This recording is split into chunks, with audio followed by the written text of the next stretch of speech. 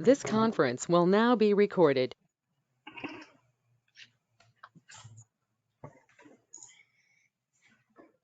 I'd like to open the April 15th, 2024 special work session to order at 6:30 PM. Meeting called to order.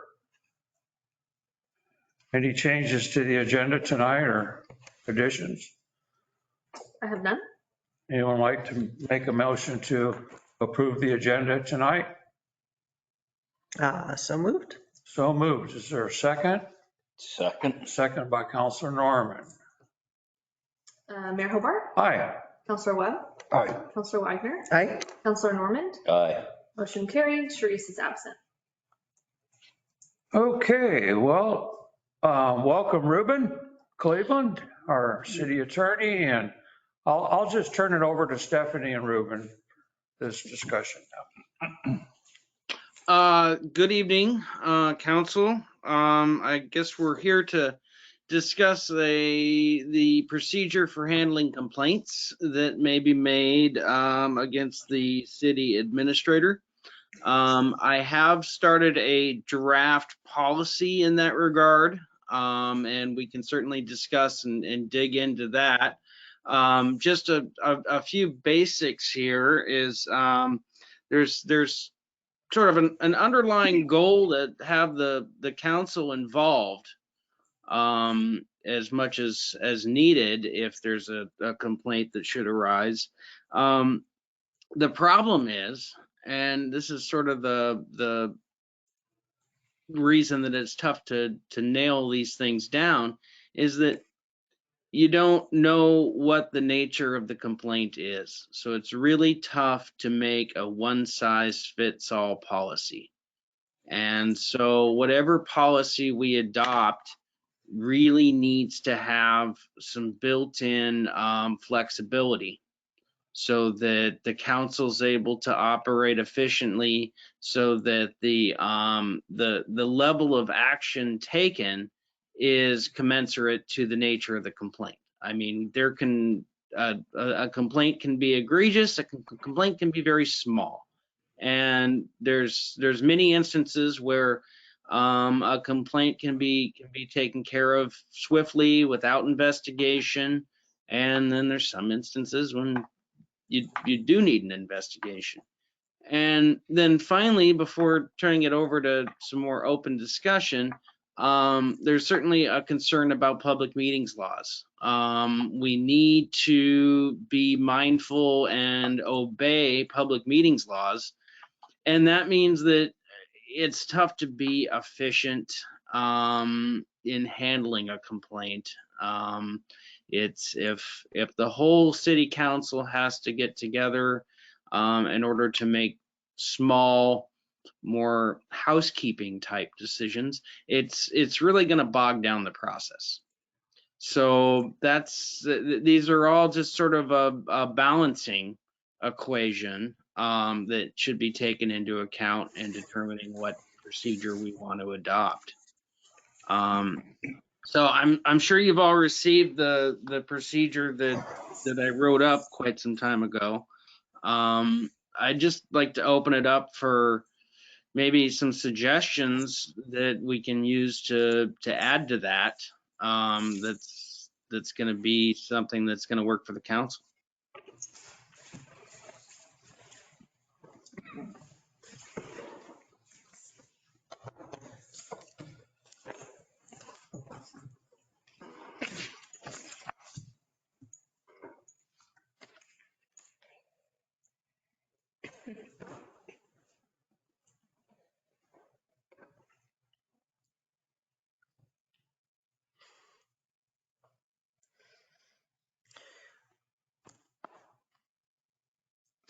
I have a question.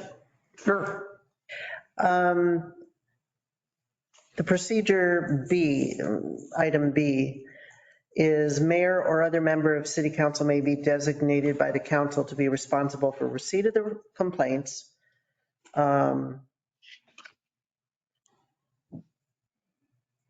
on, let's see. And never mind. I need to formulate my question better. Move on. Okay. All right. Sorry. Go ahead, Dale. So to your point though, Susan, because the way I understand how a complaint process is going to be driven here, somebody's going to come in and get the official complaint form. And so we need to ask that question. Once they complete that, who accepts that? Is that going to be our city recorder, or is she going to put it in an envelope and contact the mayor? Mhm. I mean, there's just the simple mechanics of it. Yeah. So, I mean, I would think that it would be the city recorder. But if you wanted to designate someone to accept that form, we could put that in there. I mean, it could just be, she could instruct them when they get the form, give them an envelope, put it in the envelope. I'll put this in the mayor's box. And she calls the mayor. So that way the city recorder doesn't have to see it, Right. be party to it. I know, because that's probably a concern of our city recorder, whether or not she should see it. Yeah, Yeah. I found what my question was. I'm sorry, was no, that? that's fine. It's like, So it's actually an E that the council will determine whether the complaint should be investigated, designate a council member to be responsible for handling the complaint, and determine who should conduct the investigation.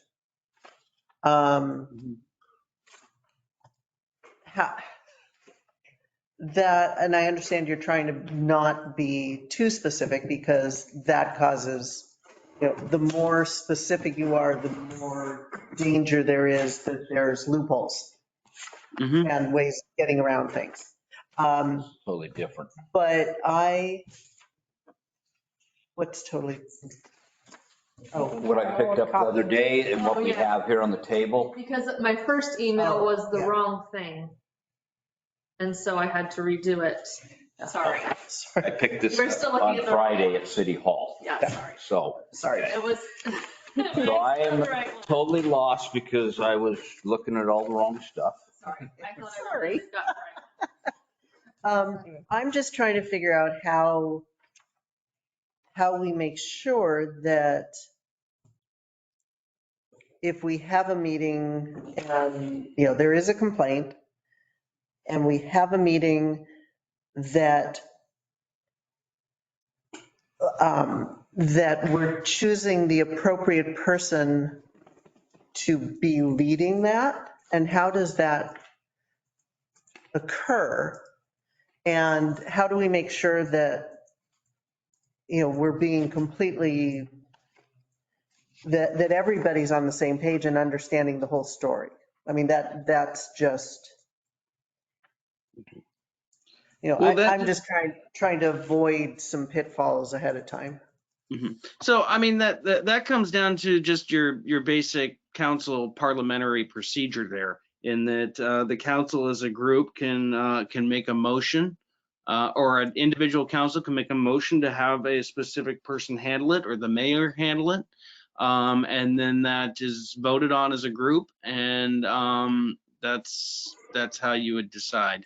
So it would just be the standard council procedure in making those determinations under that section E. Okay, great. I mean, I don't think that we want to designate someone by name in the general policy. I think that it's going to depend on what the complaint is and what needs to be done about it. And a very big consideration is going to be whether one of the counselors perhaps is involved. And so that would be something that the council can take into consideration in determining who is the most important person to spearhead the processing.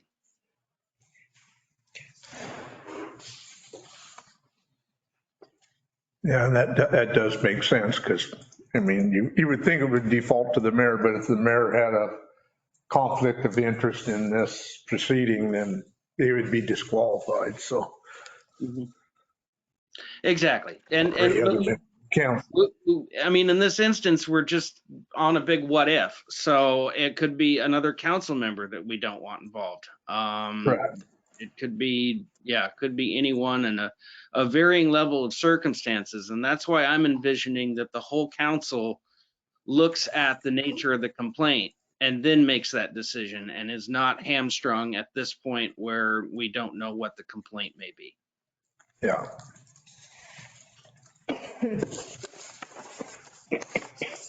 So this streamlines the process to make sure that it's done very timely from what I'm seeing.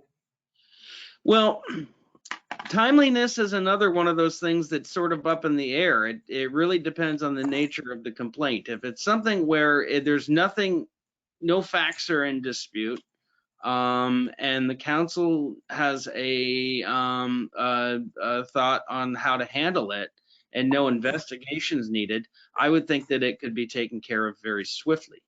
If there's an investigation that needs to be done, that, I mean, it sort of comes under then us waiting for the investigation to occur. And we don't have any control over that. Now, I did state in section F that with the conclusion of the investigation or within 30 days, if no investigation is performed, then there's an executive session to determine what steps can be taken to resolve the complaint, including whether discipline should be imposed. I left that at 30 days because that's a maximum. You can, as a council, as a body, say, no, we want to take care of this sooner. And you can, as a body, then decide when, it can be the next day. You can have a special meeting on 24 hours notice. So you're not hamstrung to wait any particular period. It's just I'm also cognizant that you all have schedules and lives outside of council. So I don't want to hamstring you into missing a family vacation because of something. I have a couple things. I'm wondering, so I think one of the things last year that was frustrating through the process was, I guess it was probably a misunderstanding, but it impeded our access to legal counsel at the meetings during the process. So I wonder if it makes sense to also state in E that we are allowed or encouraged or required, I don't know what level we want to specify, to have our city attorney or another appropriate legal counsel present to guide us, because none of us in this room have that skill set.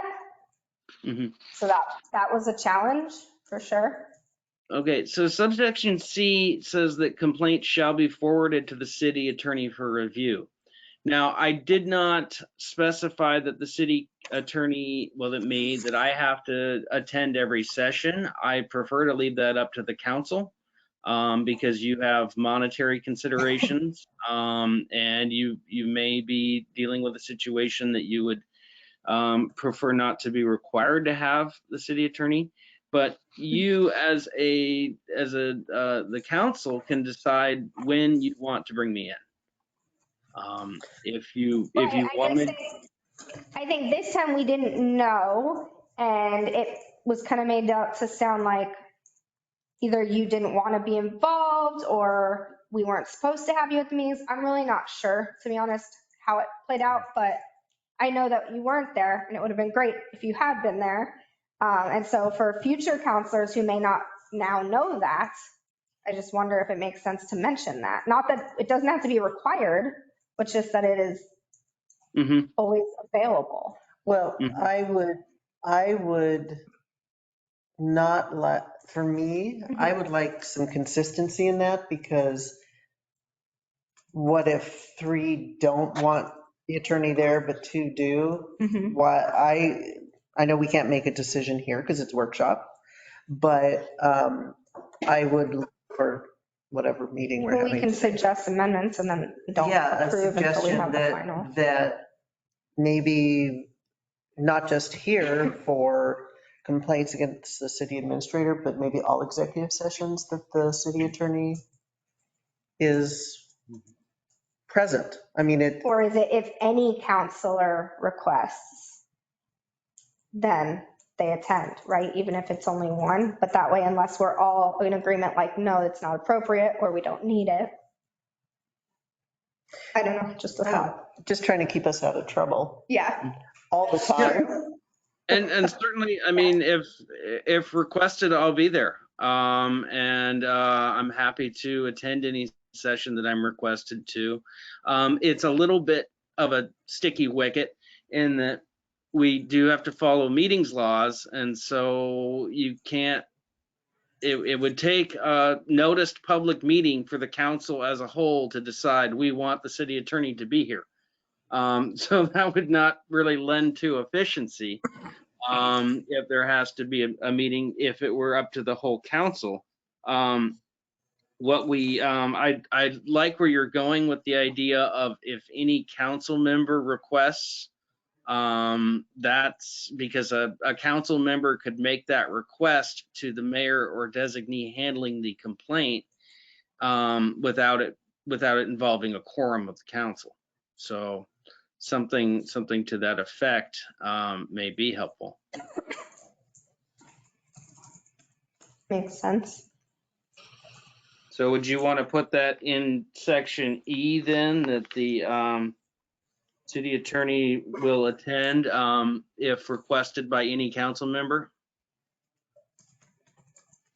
I think so. I mean, I think that just helps future counselors to have the knowledge that that's always available, right? Which I think is a good thing.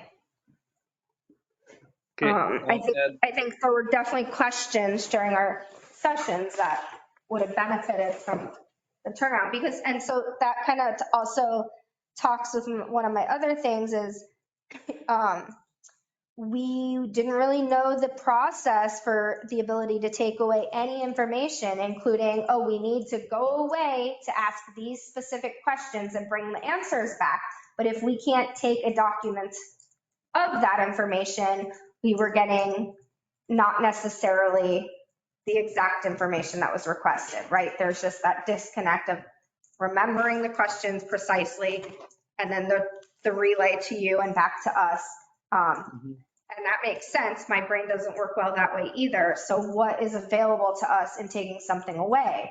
Otherwise, if counsel is here, legal counsel, we don't have that issue. But Yeah. And I mean that builds in a little bit of an efficiency quotient too, in that if I'm speaking to the council as a whole and not having the daisy chain of information, that does make sense. So I could certainly add that into section. I'm thinking section E, and that would make access to legal counsel then available to anyone who thinks that it's appropriate. okay. So then do we feel like that solves the takeaway info question as well? Or do we want to also address that for? Well, I'm not sure what you mean by the takeaway info. So like if we would outline questions that some of us wanted to know or the group wanted to know, and then Rick had to take those questions away only in his mind and ask them to you and then bring that information back a couple weeks later. That's a lot of brain telephone because we couldn't leave with anything written down what the questions were, right? And so that's kind of a challenge to the process. Well, why couldn't you leave with the questions written down? I'm not understanding why that was. Because in executive session, our understanding is we can't leave with any information, right? No. Did we make that up? I wrote things down. So Okay. you can so what occurs in executive session is confidential, but that doesn't mean that that you can't leave with information. Now, there are occasions where I will ask that we collect information, and usually that would just be an informational memo to council. But if there's some homework to do and a list of questions, then yeah, you can leave with that. That even though it was created in executive session, and follow up with that, it would most likely be an exempt document from public records, but not always. So you still, anything that you leave with, you do need to hold as a confidential document. And assume that it's confidential unless it goes through review to determine whether it is a privileged or some other exempt document. But long story short, yeah, if you have some questions you need to write down and take those out of executive session, yes, you can do that. So Ruben, there's been times where there's been times in the past where items would have to be taken for follow-up and then they would just return it to be put into the envelope. Would that be a good way to secure it? Yes, that would be an excellent way to secure it. And also I would suggest that only those people who need to do the follow-up take the document and not everyone. Right. Great. So I have a question, following up on your suggestion. In order to eliminate the potential of having to postpone a meeting or continue a meeting because we're getting into areas we're not sure that we should be talking about without the city attorney. Well, hopefully we just get him here, but yeah. Right, but why, it just seems like if we're making a policy and a process for something at this level, this isn't necessarily every executive session. We're only talking about this one. Why doesn't it just get written in that as part of that meeting, that executive session, it will include the city attorney? I definitely don't have a problem with that. I don't know. Because otherwise, we get halfway through, we have a question, say, oh, wait, no, we can't go anymore. We need to write down questions and ask Ruben or Yeah, whatever. it definitely lengthened the process. Yeah, I'm so comfortable. I agree. So I would love to see, I personally would like to see that in the draft that, I mean, Part there. for this, again, hopefully this doesn't ever happen again, but if it does, yeah, exactly. It would make life a lot easier. Yeah, I think so. Well, It's not our jobs to No. predict legal issues. Okay, I mean, if that's the consensus, I'm good with that. Did you have something you want to say? Well, I would assume that we could have a meeting with us first and then see if we need Ruben or not before. That was what he was saying, was that is just lengthening the process because we'd have to meet in executive session to even decide that first. But Well, you wouldn't And have to then- meet in executive also, session if to we decide decide that. we need a majority, right? Instead of saying, if, at least before, like he was saying, if it only took one person, then everyone feels happy. But if it's a minor case that we can resolve and don't need him, we didn't have to set him aside for the meeting. I mean, we could schedule a meeting and 4 days later, after we have our first meeting, decide whether we need him or not. And then 4 days later, we can schedule another meeting and have him in it. Because our process is we receive the complaint, the city attorney gets the complaint also. Mhm. So I would expect that Ruben will then be, by contacting the mayor and saying, there's nothing here, or there is something here. And that would probably drive our process from that point forward. If there's something there, then he needs to be at the meetings. If he's made a determination and gave us the logic of why this isn't an issue. But if he says that, don't we still need to meet to reach that decision?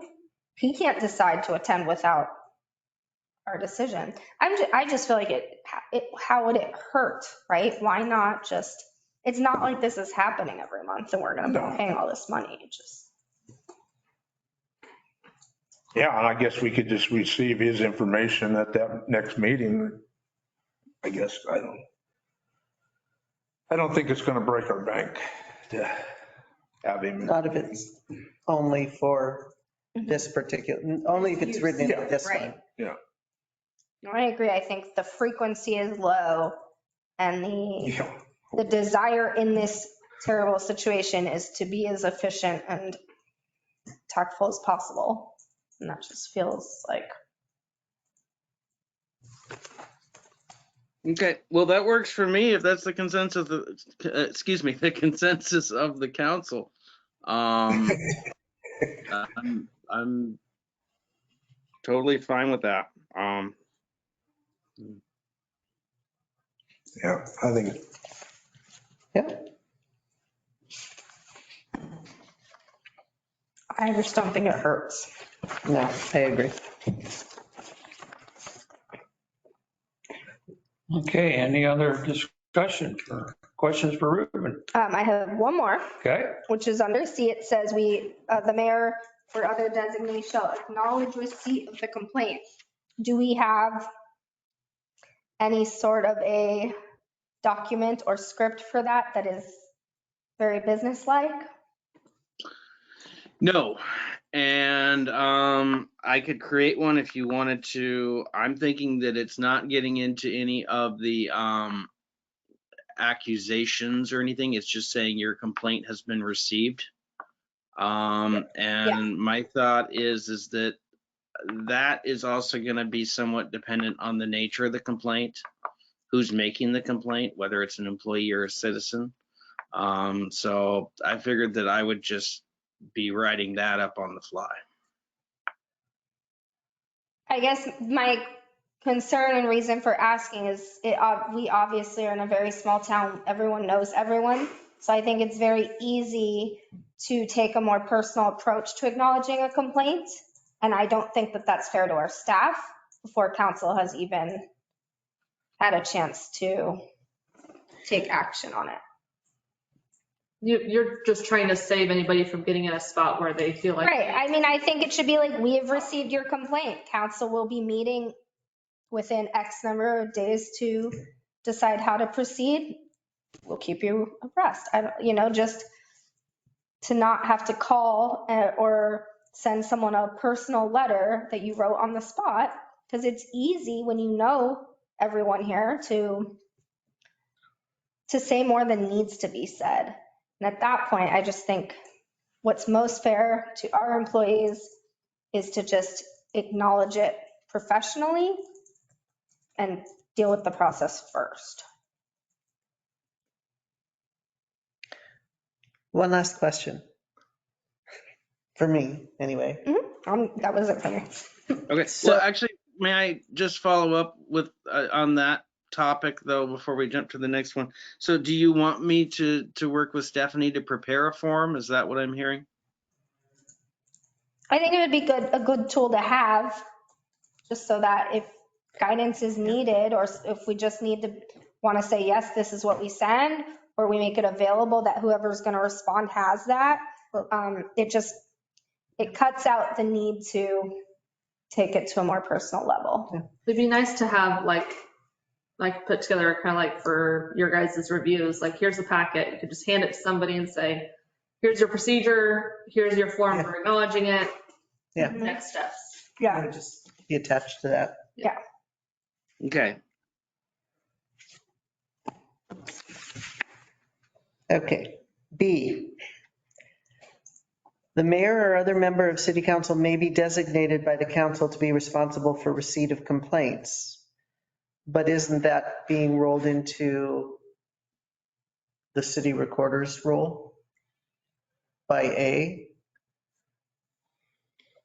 Well, there's actually taking physical possession of the complaint. And that you're right, that has been put in under A as the city recorder. I see that as more of an administerial task versus subsection B would be that the mayor or other member designated is the one who takes the ball and runs with it. Okay, so it's not that they are responsible for receipt of the complaint. It's moving. I guess receipt of the complaint from the city administrator, Recorder. recorder. That's okay. Right. That's what I You meant. pointed at me. Yeah, it's been a day. Yeah, that would make sense. Yes. Okay, from the recorder.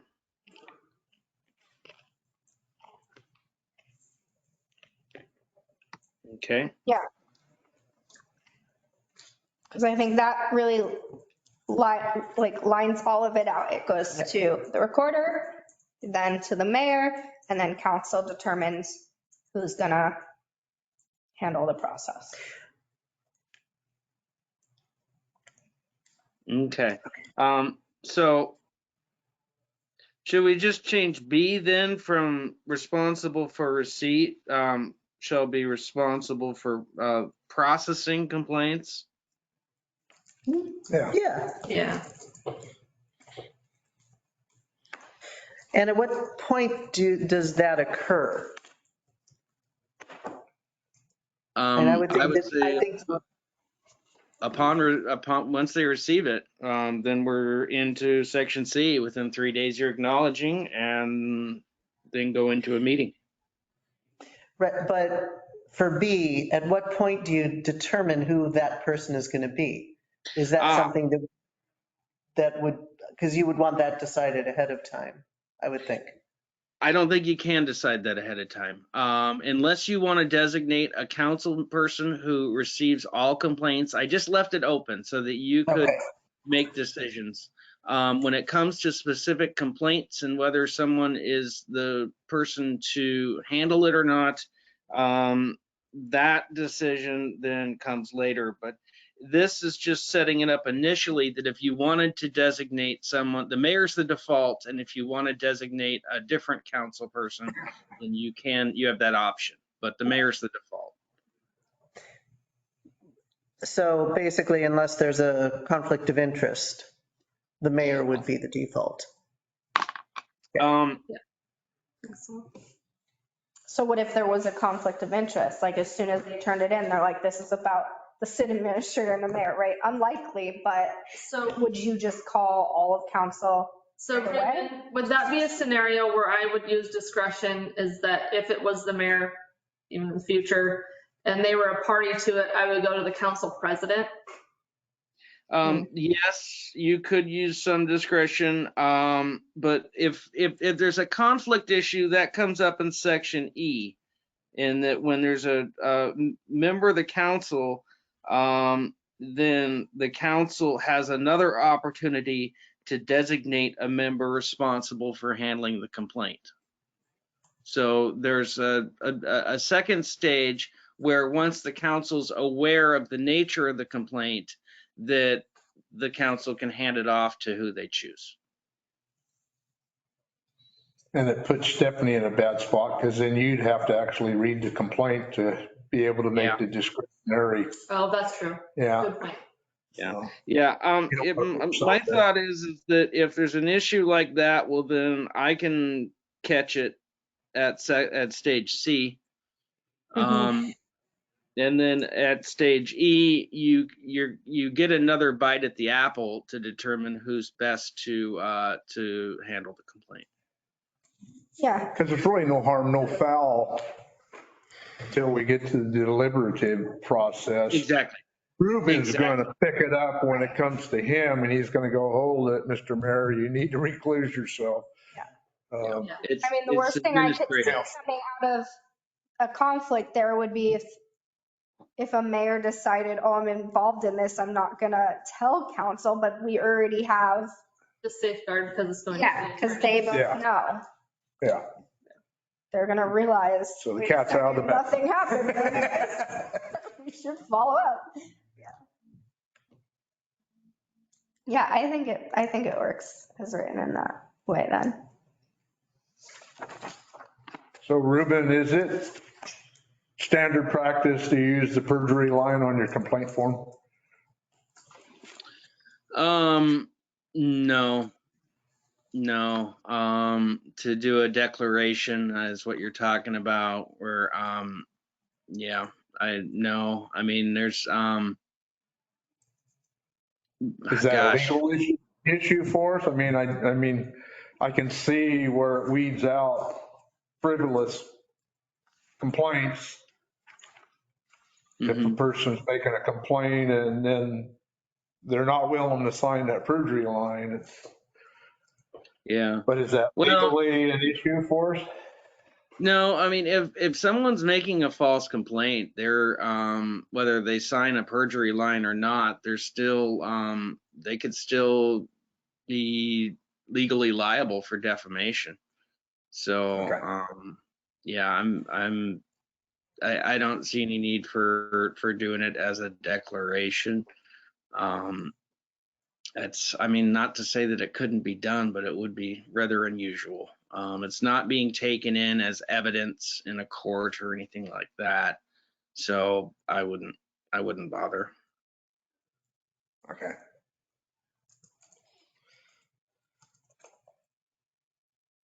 So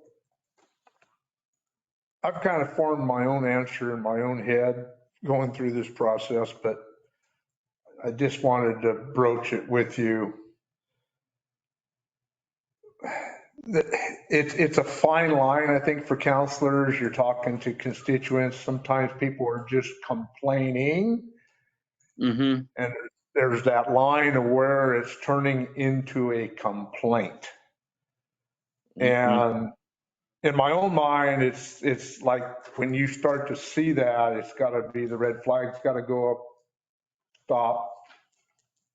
You're talking like you're wanting to file a complaint. You need to do this. I can't hear you because then that could prejudice my decision making. Mm-hmm. Is that the right track or? I agree. And that's why I think it's good that we have that a complaint needs to be on the complaint form. I mean, standing around at the line at the grocery store and having someone go, well, I didn't like how so and so. That's not a complaint. I mean, we don't consider that a complaint. If it's on the form and submitted in writing, then it triggers the process. But when that person in the store line goes, well, I think I have proof that so-and-so is doing this. Whoa, I think you got to stop them, stop yourself. Mm-hmm. Yeah, it's not mandatory, but it certainly is good policy to say, look, I can't discuss it. If there is something here, I need to be unbiased in making a decision. So Ruben, along those lines, should the form be on the website available to the citizens or staff or whoever? Yeah, sure. Mm-hmm. Doesn't have to be, but there's no reason that it shouldn't be. Okay. I would think that you would want it there so that there's not a barrier and they can't complain that they didn't have the opportunity to do so. Yeah. Because they couldn't get into City Hall during 8:30 to 5, Or 5 all days of a week. COVID. Is that something that you have a copy of, Ruben? No, I don't. And we might need to make a complaint form. Yeah. Could you put one together? Because I've never seen one. Okay. Okay, thank you. So the complaint form will have to be a written out one, not done on the internet. Well, it could be a fillable form online. Okay, just being clear. Yeah, it could be fillable. And then what, it would get emailed to you? I'm the one who receives it. Okay. Yeah. But It'd it say would on be in there. an envelope, so I'm just wondering. Yeah, it could say on there. Yeah, in the subject. I've received lots of, that is why I'm in this job. You guys trust me to be confidential and to follow the rules. Oh, yeah. So I've received lots of things that I have not read that I put into envelopes. So I have a question. I was under the understanding we do have a complaint form. Well, I've personally just never seen it. That doesn't mean it doesn't exist. But if it needs to be updated, Ruben can put it together. Okay. He'll make, right? You can make sure that all the legal things are on there. Sure. Yeah. We can follow up on that later later this week and get something. If we don't have Awesome. something, then we will draft something. If you do have something, then I'll review it. And if I see any tweaks that need to be made, we'll take care of that. Perfect, thank you. You're welcome.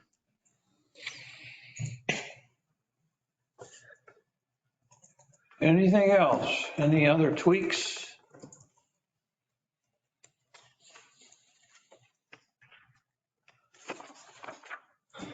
No.